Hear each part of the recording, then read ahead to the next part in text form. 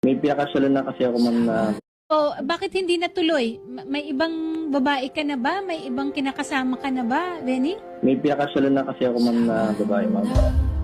Nagpakasal ka sa iba? Kailan? Yung March, ma'am. Nung March? Eh di ba nag-prenup pa kayo nung December? May mga picture kayo eh. Ano yun?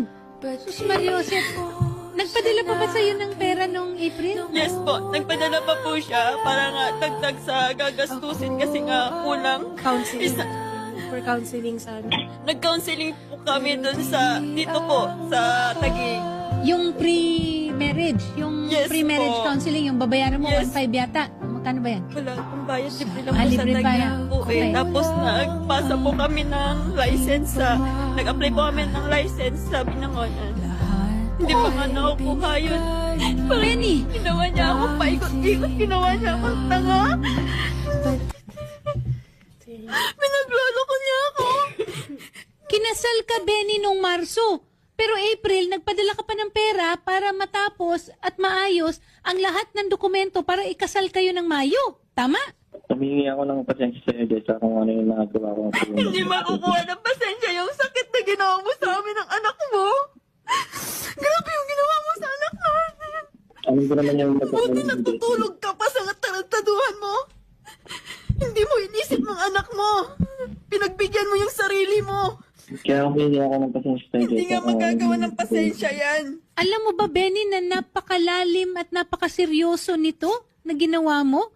Kasi may fraud, may pagkukunwari, may deceit, may panloloko. Buntis ba yung pinakasalan mo? Ma'am, akala ko sa buntis, ma'am, kaya hindi na siya nidat, ma'am, nagtulap. Tinuloy ko na yung kasal, ma'am, sa amin, ma'am. Akala buntis. Ma'am, hindi ko tinuloy, ma'am. Nakakatawa.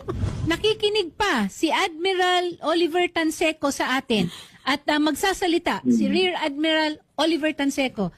Sir, sa pagbabalik ninyo at narinig po ninyo ito, ano po ang masasabi ninyo, Sir Admiral Oliver Tanseco? From the service. Ayun. That is a grave offense and the penalty is dismissal from the Coast Guard service. Alam niyo po, pag may halong panloloko, pandaraya, at hindi po pagtupad dun sa pangakong pagpapakasal sa isang babae po, lalo na ito may anak, meron pa pong kasamang emotional and psychological abuse. Yes. Ito po ay kakatanggal niya sa serbisyo. Doon lamang po, kaya po aksyonan po natin yan, ma'am. Okay. We will act on that. Thank you. Thank you very much, Admiral Oliver Tanseco. Benny, hindi kita tatawaging apprentice seaman dahil hindi ka karapat-dapat na gumamit ng titulo na yan. Ha? Ay, ma'am. Nagpakasal ka sa iba? Ilang buwan mo lang na nakilala? 8 taon? Kinasama mo yung ina ng anak mo? At higit sa lahat, nagkapakasal ka ng March, April, nagbigay pa ng pera para ipagpatuloy yung pag-ayos ng dokumento? Nagsama pa kami niya ng April, ma'am. Dinalap niya pa ako sa boarding house niya. Hindi ko naman expect na ganito mangyayari. Hindi ko akalain na nanonood lang ako sa mga ganito. Hindi ako... Yun pala, ako nandito para magawan ako ng hustisya sa ginawa mo. Hindi lang to para sa akin eh, para sa anak mo. Ngayon, alam mo, pinagpilitan ng mama ko na pumunta ako dito. Ayaw ko sana kasi naawa rin ako sa'yo kasi mahal kita. Pero, anong ginawa mo? Hindi ka naawa sa amin. Walang pag-aawa sa'yo. Kasi hindi ka nag-isip.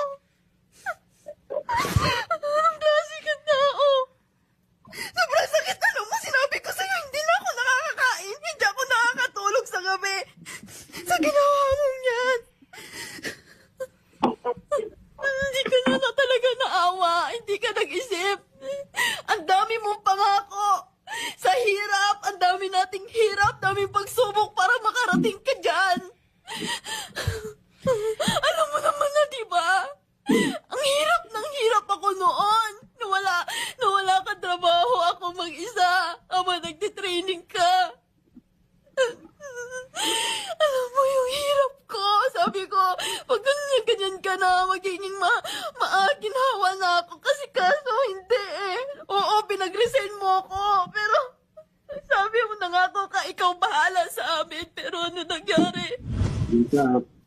Ako humingi ako ng sorry talaga sa mga kinagawa. So ano yung mga nangyari sa akin, hindi ko talaga sinasadya. Hindi Patawad mo talaga.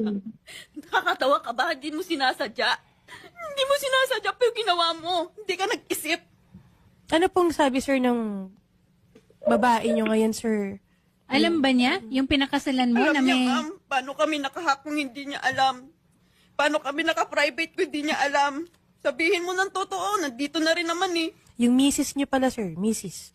Misis nyo na ngayon. Ano pong sinasabi niya, sir? And aware ba siya, sir, sa situation niya, sir? Ma'am, at wala po siyang alam, ma'am.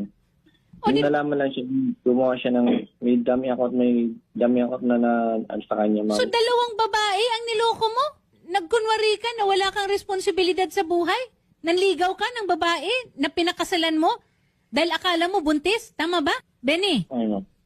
ba't mo pinakasalan yung babae? Ilang buwan lang kayo magkakilala? So, akala mo buntis? Tama ba? Yun yung sinabi mo kanina?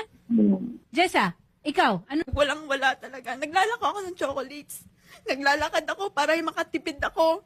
Kasi nga, wala akong katuwang eh. Tapos ang mama, pag walang gatas ang anak namin, si mama nagpapadala. Di ba alam mo yun, dati, ang hirap natin? Di ba alam mo yun, ang hirap natin? Ang sabi ko pa nga kay mama, kahit kabit na lang ako eh. Pero hindi. Sabi na mama, huwag mong gawin yan sa'yo. Maging matino kang babae eh. Bakit mo gagawin yan? Tapos pinagpalit mo ako sa hindi dapat. Ano mo nakita mo doon? Magaling? Sir Benny, may huling mensahe ka na lang po bago po natin tapusin ito kay Jezabel. Mali, Jessa, patuwarin mo talaga ako sa mga nangyari. Hindi ko talaga, Jessa. Patuwarin mo talaga ako. Di intensyon. Sir, alam mo, sir, nakaka-insulto kasi yung hindi mo intensyon, hindi mo sinasadya. Sir, mas nakaka-insulto kasi pag ginagamit niyo po yung mga words na yun, ano. Kung gusto niyo po humingi ng sincero na pagpapatawad, sir, siguro tanggalin niyo po yun. Kasi I know naman, sir, lahat kami dito, alam na, sir, intensyon mo yun. Okay? So, mag-sorry ka, humingi ka ng sincerong pagpapatawad dito kay Ma'am Jezabel, sir. Jessa, patuwarin mo sa akin nagawa. Parang ano naman. Parang nagbabasa ka lang na kailangan patawad agad. Ma'am, sa office po ni Admiral Tanseco, ma'am, ipaharap din po natin siya doon. Okay? Yun nga, ma'am, tignan na lang natin na sa isang positibong side, ma'am, hindi kayo kinasal. Nailigtas Hindi ka sa mo kanya. siya deserve. Deserve mo Na- ang mas iligtas mabuting lalaki. Ha? Nakawala ka sa ganong relationship, ma'am. Yan. Hindi sa ganyan